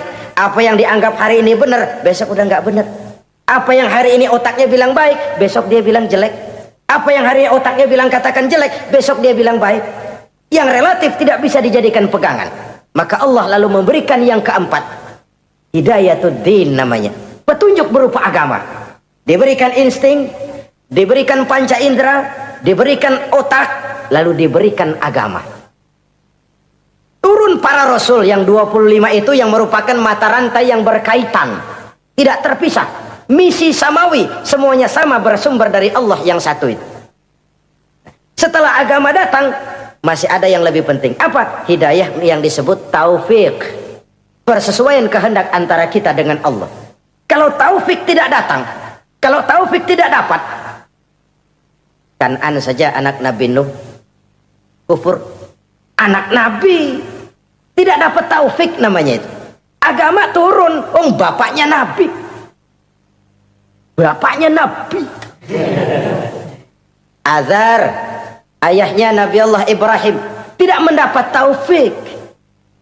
Lalu Abu Jahal, Abu Lahab, pamannya Nabi, tidak mendapat taufik. Lalu istrinya Nabi Lut tidak mendapat taufik. Bayangkan ini, anak Nabi, paman Nabi, bapak Nabi, istri Nabi. Taufik inilah yang hak prerogatif Allah. Insting semua dikasih, panca indera semua dikasih, otak semua dikasih, agama kepada semua diturunkan. Tapi taufik ini hak prerogatif Allah. Lah kita ini bersyukur, ponakan Nabi aja bukan dapat taufik. Tidak sekedar mendengar Islam, mendengar agama, tapi mengikuti agama itu sendiri.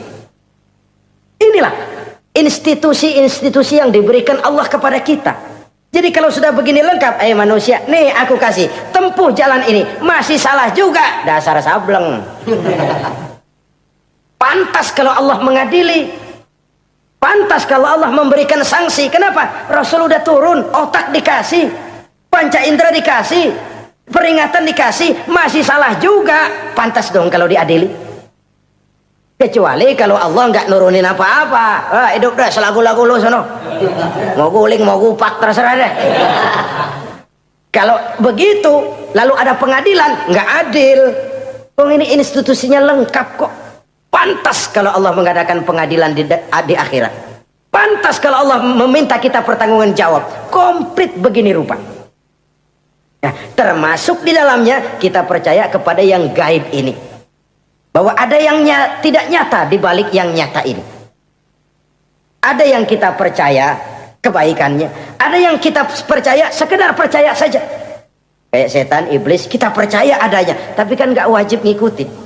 Termasuk mempelajari ilmu-ilmunya setan, ilmu-ilmunya iblis. Tenung, santet, nujum-nujuman, ramal-ramalan. Itu kan ilmu-ilmunya setan, ilmu-ilmunya iblis. Belajar saja pun jangan. Belajar saja pun nggak boleh, apalagi sampai mengamalkannya. Karena tatkala kita belajar, apalagi mengamalkan, kita sudah bersekutu dengan setan dan iblis. Nauzubillah summa nauzubillah. Ini yang pertama. Jadi orang yang bertakwa itu sifatnya yang pertama, dia percaya kepada yang gaib. Di balik yang nyata ada yang tidak nyata. Lah, saudara-saudara, jangankan yang alam seperti ini ya, alam kubur, alam akhirat. Masih di alam nyata ini saja ada sesuatu yang hanya kita bisa rasakan tapi nggak bisa kita lihat, nggak bisa kita pegang. Contohnya angin. Ada tuh, kita rasain tapi kan nggak bisa kita pegang. Bentuknya bagaimana kita nggak tahu. Wah, merah pak, kenapa? Buktinya dikerok. Itu mah merah kerokan, bukan warna angin merah. Sesuatu yang ada tapi hanya bisa kita rasakan. Pedas, makan cabai pedas. Pedas itu ada, tapi kan abstrak. Mana sih pedasnya? Nggak bisa kita pegang, nggak bisa kita lihat, tapi kita rasain. Oh, itu yang hijau mah cabai, mang. Pedasnya mana pedasnya? Sesuatu yang cuma ada rasa, tanpa bentuk, tanpa bisa kita jamah. Ini satu langkah untuk mengantar kita memahami yang gaib, yang masih dalam alam nyata saja. Ada sesuatu yang kita cuma merasakan adanya, tapi kita nggak bisa lihat, kita nggak bisa pegang. Makanya ada orang tanya, Pak, itu kalau orang mati dibacain Fatihah di sono apa pahalanya nyampe tuh? Saya jawab, kalau ente nggak percaya mati dulu dah. Mati dulu, bacain Fatihah, tungguin di sono. Kalau nggak nyampe balik lagi kemari. Long bagaimana hal-hal yang kayak begitu? Wong sholat saja kita nggak tahu sholat kita diterima atau tidak oleh Allah. Kita puasa, kita hanya melaksanakan. Allah mau terima apa tidak kita nggak tahu. Itu yang nyata-nyata, apalagi sudah berkaitan dengan hal-hal yang gaib. Ini sifat yang pertama, orang yang bertakwa, alladzina yu'minuna bil ghaib, dia percaya kepada yang gaib. Alam kubur itu ada, alam akhirat ada, malaikat ada, jin ada, surga ada, neraka ada, dan lain sebagainya. Satu. Yang kedua, orang yang bertakwa itu wa yuqimunas shalah. Setelah percaya kepada yang gaib, mereka juga mendirikan sholat. Nah, mari kita lihat ayatnya. Selalu yang berkaitan dengan sholat itu kalimatnya yuqimunas shalah, mendirikan sholat, bukan mengerjakan. Gak ada ayat i'malis sholah, if'alis sholah, kerjakan sholat, gak ada. Selalu aqimis sholah, dirikan sholat. Kenapa? Kata para ulama, kalimat mendirikan ini mengandung makna istimrar, mengandung arti kontinuitas, ada kelanjutan. Mendirikan sholat artinya mengerjakan sholat dengan betul. Selesai sholat, ajaran sholat diterjemahkan dalam kehidupan. Itu artinya mendirikan sholat. Nah, kalau dilihat dari sisi ini, banyak di antara kita yang sudah mengerjakan sholat tapi belum mendirikan sholat. Sebab mendirikan istimrar, ada kesinambungan. Selesai sholat, ajaran sholat diterjemahkan di tengah-tengah kehidupan bermasyarakat. Sehingga sholatnya punya refleksi, sholatnya punya bias dalam membentuk kepribadian dirinya. Ini kadang-kadang rancu, yang sembahyang dia, yang nyolong dia, yang baca Quran dia, yang fitnah orang dia, yang sedekah dia, yang nyolong dia juga. Ansip bingung bagaimana mutusinnya. Kalau mendirikan sholat mengandung arti kesinambungan, selesai sholat, ajaran sholat diterjemahkan dalam kehidupan. Apa? Banyak tentunya. Misalnya sholat melahirkan sikap rendah hati, melahirkan keikhlasan, melahirkan sifat jujur, melahirkan sifat disiplin, dan lain sebagainya. Dan itu diterjemahkan dalam kehidupan. Kita lihat, ini anggota badan kita yang paling terhormatkan kepala. Kalau bercanda sama teman, dipegang tangan, kita masih senyum. Dipegang kaki, kita masih senyum. Tapi kalau pala dikeplakin, jengkel bukan main. Kenapa? Al-Mukarram itu adanya di sini. Otak, di kepala. Tapi kepala yang kita hormati ini, ketika sujud di hadapan Allah, sama rendahnya dengan telapak kaki kita. Allahu Akbar. Yang besar cuma Allah. Manusia, kepala sama rendah dengan telapak kaki. Kesadaran ini membias, selesai sholat, kembali ke masyarakat, sombongnya hilang. Apalagi ikhlas.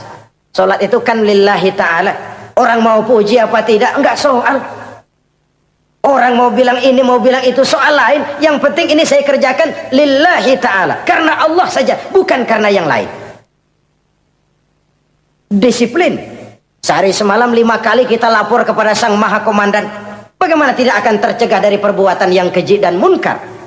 Seorang prajurit saja, kalau sehari semalam 5 kali dia lapor kepada komandannya, saya yakin dia tidak akan sempat melaporkan yang tidak baik. Pantas kalau Al-Quran memberikan jaminan solat mampu mencegah manusia dari perbuatan yang keji dan munkar. Masih ada yang tanya, Pak, katanya sembahyang mencegah orang berbuat jahat. Iya, teman saya kok sembahyang nyolong ayam. Bagus, sembahyang nyolong ayam. Coba nggak sembahyang, nyolong motor. Gedean lagi yang dicolong. Dan sebenarnya itu bukan jawaban, itu cuma logika saja.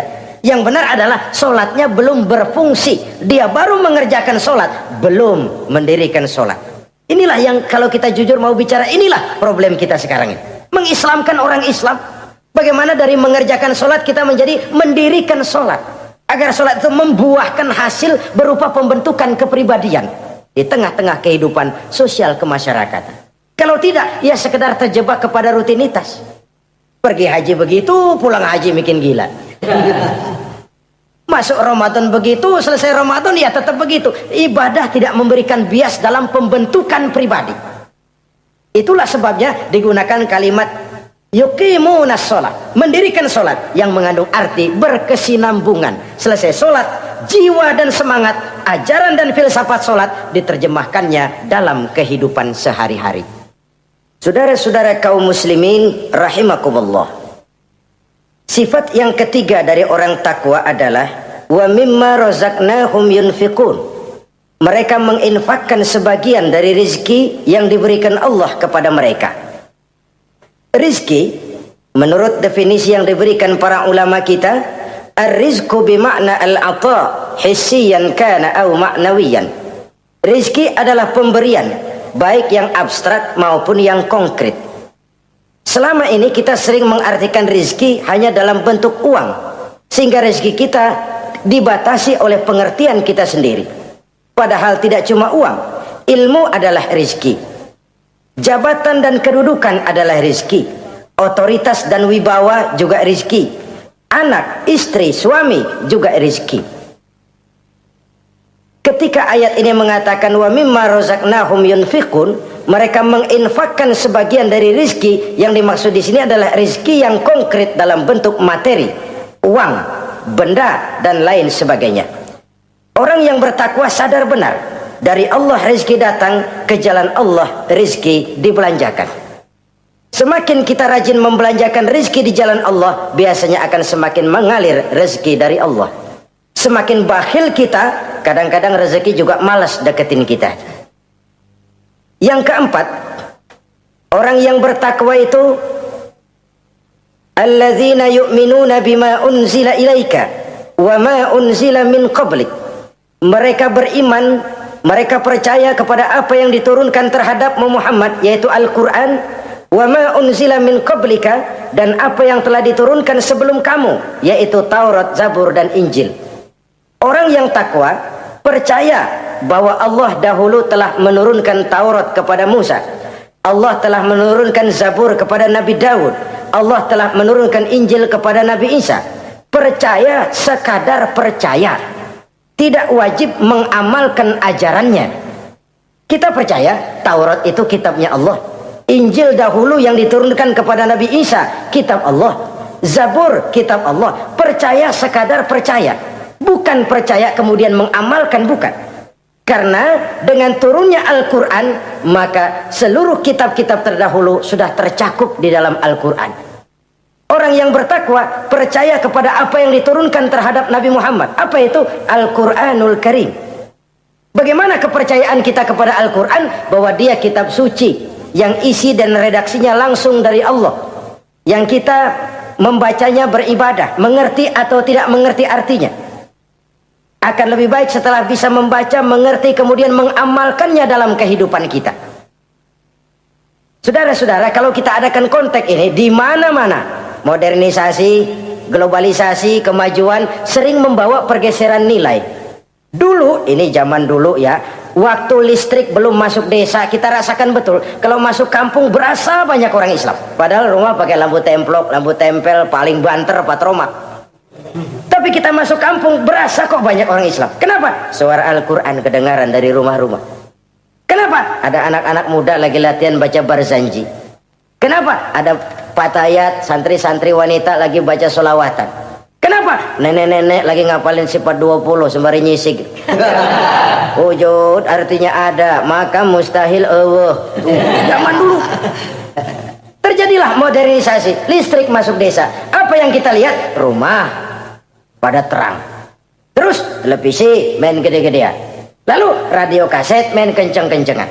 Tergeserlah suara Al-Quran, apalagi solawatan, apalagi barzanjian. Apa tidak boleh? Ya boleh saja. Apa tidak bagus? Ya bagus saja. Tapi kalau harus menggeser, apalagi menggusur nilai-nilai positif, itu yang kita prihatin. Kan Nabi mengingatkan, la tattabi'anna sunnana man kana qablakum shibran bi shibrin wa zira'an bi zira'in. Kamu akan ikuti tingkah laku orang-orang sebelum kamu. Cuma ikut-ikutannya nggak berasa, sejengkal, lalu sehasta, lalu semeter, lalu 3 meter. Begitu enak kamu ikut-ikutan budaya orang lain, sampai yang kamu ikuti masuk lubang biawak, kamu akan masuk juga ke dalamnya. Inilah kehidupan kita, inilah kehidupan anak-anak kita. Jujur mereka lebih kenal Valentine Day daripada Muharram. Anak-anak kita, anak-anak muslim, kalau kita menghitung Muharram sampai Zulhijjah nggak hafal. Kalau Januari sampai Desember, anak-anak kita bangun tidur hafal. Muharram sampai Zulhijjah, jangan anaknya, bapaknya keder. Kita hanyut oleh budaya-budaya yang, ya bukan saya katakan bukan tidak baik, tapi kalau harus menggeser, apalagi menggusur yang ada kaitannya dengan nilai agama, ini kan ironi. Ikut-ikutan kita sejengkal, semeter, sampai yang diikutin masuk lubang biawak, udah kadang asik ikut, ya ikut juga nyemplung ke dalamnya. Orang sering katakan mula-mula dari nama dulu nih yang kagak begitu kelihatan pengaruhnya. Mula-mula malu pakai nama yang berbau Quran, malu pakai nama yang berbau Islam. Dari nama nanti dia pindah ke pakaian, dari pakaian dia pindah ke pergaulan. Kalau sudah pindah ke pergaulan, dikhawatirkan pindah agama pun nggak terasa. Wah, semua agama sama, semua agama bagus. Lalu bagaimana? Bagaimana musimnya aja. Ironi, menyedihkan, memilukan, bahkan memalukan. Yang tidak boleh kan fanatik kepada guru, yang tidak boleh kan fanatik kepada suku. Kalau kepada agama fanatik itu wajib, dalam arti bukan sempit, berpegang teguh kepada agama. Satu sikap yang wajar, bahwa penganut suatu agama menganggap cuma agamanya yang benar. Itu sikap setiap penganut agama. Orang Kristen begitu, orang Hindu begitu, orang Buddha begitu. Kenapa kalau orang Islam begitu lalu dianggap ekstrim? Sebagai Muslim saya yakin cuma Islam yang benar. Kristen juga akan bilang begitu. Kristen yang benar, Buddha juga akan bilang begitu. Ini fanatisme dan wajar penganut suatu agama menganggap cuma agamanya yang benar. Yang lain juga bersikap begitu. Tapi kalau Islam saja yang bilang ekstrim katanya. Dunia internasional sendiri kadang-kadang, kalau sudah ekstremis, teroris, kok cepat sekali alamatnya ke Islam. Saudara-saudara kaum muslimin rahimakumullah, saya kembali kepada soal kita.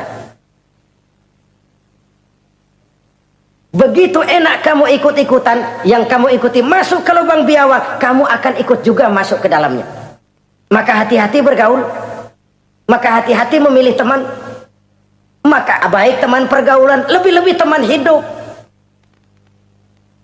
Karena orang sering bilang cinta itu love is blind katanya ya. Cinta itu kotok, cinta itu buta, cinta itu lamur, nggak bisa bedain coklat, nggak bisa bedain yang lain-lain. Orang sering kehilangan pertimbangan. Demi cinta akidah terjual, demi cinta akidah tergadai. Tidak ada kemalangan yang paling malang kecuali kalau kita harus berpisah dengan akidah. Sebab itu modal dasar. Nah, orang yang bertakwa, dia beriman kepada Al-Quran. Beriman kepada Quran artinya apa? Menjadikan Quran sebagai imam dan dia sebagai makmum. Konsekuensinya makmum harus ikut imam. Selain Quran dia percaya kepada Injil, kepada Zabur, kepada Taurat. Dilihat dari sudut ini, umat Islam itu lebih toleran loh. Orang lain yang megang Injil nggak bakal percaya kepada Quran. Orang lain yang memegang Taurat nggak akan percaya kepada Quran. Tapi orang yang megang Quran, dia percaya kepada Injil, dia percaya kepada Taurat. Dari sudut ini kan kita lebih toleran. Allah dahulu menurunkan Injil kepada Isa. Yang Injil itu yang kita percaya. Yang Allah turunkan kepada Isa. Yang Allah turunkan Taurat kepada Musa. Bukan yang telah terkena intervensi dan investasi manusiawi. Dan percaya pun terbatas percaya kepada adanya, bukan kepada mengamalkannya. Kenapa? Karena ordenya udah lewat. Kita percaya Bung Karno adalah presiden pertama Republik Indonesia. Tapi kan udah lewat. Udah lewat. Kita percaya Bung Karno presiden pertama Republik Indonesia. Tapi kan udah lewat, udah selesai. Begitulah kita mempercayai Taurat, mempercayai Injil. Ada, kita percaya, tapi kan udah selesai misinya. Yang berlangsung sampai akhirat nanti adalah Al-Quranul Karim. Orang yang bertakwa meyakini itu. Ini yang keempat. Yang kelima, wabil akhirati hum yuqinun. Mereka yakin, orang bertakwa ini, kepada adanya akhirat. Kalau itu kan gampang, semua orang juga yakin. Loh, bukan sekedar yakin, sekedar percaya. Yalah, percaya kepada Allah, percaya kepada akhirat, pokoknya percaya. Bagaimana? Ya begitu, pokoknya percaya. Bukan itu. Kepercayaan yang memberikan refleksi. Iya ya, akhirat ada. Ada hidup sesudah mati, ada akhirat sesudah dunia. Saya memang benar kepengen cepet kaya, tapi kalau nipu orang nanti di akhirat bagaimana? Ini loh. Saya memang benar kepengen cepat naik pangkat, tapi kalau mesti jilat atas injak bawah, sikut kiri kanan, teman jadi lawan, lawan jadi teman, di akhirat saya bagaimana? Ini loh percaya akhirat itu. Saya memang benar kepengen cepat kaya, tapi kalau makan renten nanti di akhirat bagaimana? Kepercayaan yang mewarnai gerak kehidupan. Kalau percaya sekedar percaya, yang buta campur budak juga percaya akhirat ada. Tapi kan kepercayaan yang memberikan refleksi, mewarnai gerak hidup kita. Loh, enggak gitu. Orang yang percaya akhirat itu gayanya enggak gitu. Orang yang percaya akhirat itu sikapnya enggak gitu. Orang yang percaya akhirat jalannya enggak gitu. Orang yang percaya akhirat ngomongnya enggak asal ngomong. Kepercayaan yang memberikan refleksi terhadap gerak hidup. Nah, ini refleksi dari sifat-sifat takwa. Saudara-saudara, kalau itulah sifat-sifat orang takwa, lalu terhadap mereka yang takwa ini, karunia apa yang diberikan Allah? Apa keutamaan mereka? Mari kita kutip beberapa ayat. Pertama, ini janji Allah ya. Wa may yattaqillaha yaj'al lahu makhraja. Siapa yang bertakwa kepada Allah, maka ia akan diberikan jalan keluar dari segala macam kesulitan. Masya Allah. Orang takwa itu kan orang yang dekat dengan Allah. Kalau sudah dekat dengan Allah, everything is running well. Apa yang nggak selesai? Impossible, kata otak. Tidak mungkin, kata rasio. Mana bisa menurut kebiasaan. Tapi orang yang takwa selalu saja ada jalan keluar. Selalu diberikan Allah jalan keluar. Ini yang faktor yang irasional, faktor yang non komputer, faktor yang samawi. Allah yang mau, ada saja jalan keluar. Coba. Waktu terjadi peristiwa hijrah, Masya Allah, Rasulullah itu sudah dikepung rapat rumahnya, pagar betis. Jangan manusia, tikus saja nggak bisa lewat. Rapat di pagar betis. Kesepakatan sudah jelas, membunuh Muhammad bersama-sama. Apa yang terjadi? Ketika Nabi keluar, buka pintu. وَجَعَلْنَا مِنْ بَيْنِ أَيْدِيهِمْ سَدًّا وَمِنْ خَلْفِهِمْ سَدًّا فَأَغْشَيْنَاهُمْ فَهُمْ لَا يُبْصِرُونَ. Di depan, belakang, di kiri, kanan mereka kami jadikan dinding. Kami butakan mereka. Mereka enggak lihat Muhammad keluar dari rumahnya. Allah berikan jalan keluar. Padahal Quraisy siaga satu, pita merah, apel siap, mata menteleng, Nabi lewat enggak kelihatan. Persis ikan bandeng. Ikan bandeng kan melotot, colok diam aja. Enggak lihat apa-apa. Yaj'al lahu makhraja. Allah berikan jalan keluar dari berbagai macam kesulitan.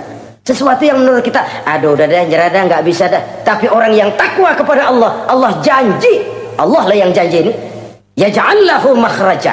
Allah akan berikan jalan keluar dari segala macam kesulitan. Kenapa? Dia dekat dengan Allah. Orang yang kayak begitu yang kita takut itu. Doanya ngebul kata anak-anak. Permohonannya didengar, ratapannya dipenuhi. Allah berikan dia jalan keluar. Ada saja jalan keluarnya. Ini keistimewaan pertama dari orang yang takwa itu. Lah kalau Allah yang ngasih jalan keluar, siapa yang bisa mencegah jalan orang kayak begitu? Di pagar betis lolos, di Gua Sur Quraisy sampai ke Gua Sur mencari Nabi. Kalau mereka nengok aja kelihatan. Apa yang terjadi? Dilalah, dadakan. Burung bertelur di bibir goa, laba-laba bikin sarang di bibir goa. Quraisy mikir kalau Muhammad masuk kemari telur berantakan, rumah laba-laba hancur nih. Nggak mungkin dia ke sini, cari ke tempat lain. Rumah laba-laba yang rapuh menggagalkan usaha Quraisy yang gagah perkasa. Yaj'al lahu makhraja. Allah berikan jalan keluar. Ini yang pertama. Yang kedua, wa yarzuqhu min haitsu la yahtasib. Allah berikan rezeki dia, orang yang takwa ini, dari jalan yang tidak disangka-sangka. Rezekinya mengalir. Kenapa? Dia dekat dengan Allah. Allah Maha Kaya. Kadang-kadang nih orang kerjaannya sujud doang sama ngangkat tangan, rezekinya ada aja. Allah yang kaya. Allah yang Maha tahu. Orang yang takwa walaupun gajinya